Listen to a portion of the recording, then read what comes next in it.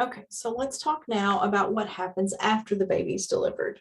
So after the baby's delivered, we need a nurse to take care of that newborn. Usually we're going to have two nurses, one to take care of the newborn, one to take care of that newly delivered mother. So we need a nurse to take care of the newborn, which we're going to address in a future unit. We're not there right now. Okay. We also need a nurse to care for the mother. We want to be able to watch for signs of placental separation. What's that going to look like? When the placenta separates, remember the cord seems to get longer because it's moving outward, and we might see a gush of blood. So we need to prepare for that. We would help the patient or encourage the patient to bear down to push for the placenta to be delivered.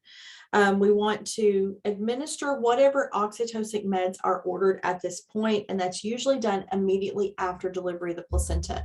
And what specific meds that is can vary.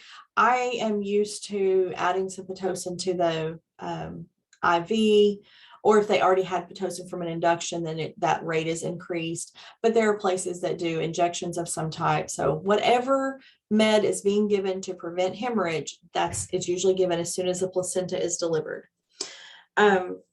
We assist the provider as they need it with perineal repair and hygiene. Usually the provider repairs any episiotomy or tears, and then they do a little bit of a cleanup before they put the bed back together and assist that patient back to position.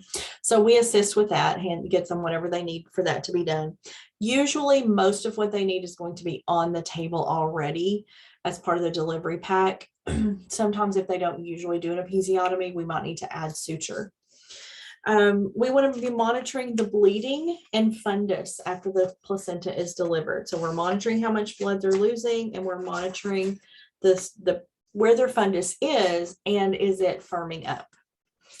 Immediately after the delivery of the placenta, the fundus needs to be getting nice and firm, and it needs to stay that way. The next is going to be a very short video talking about fourth stage.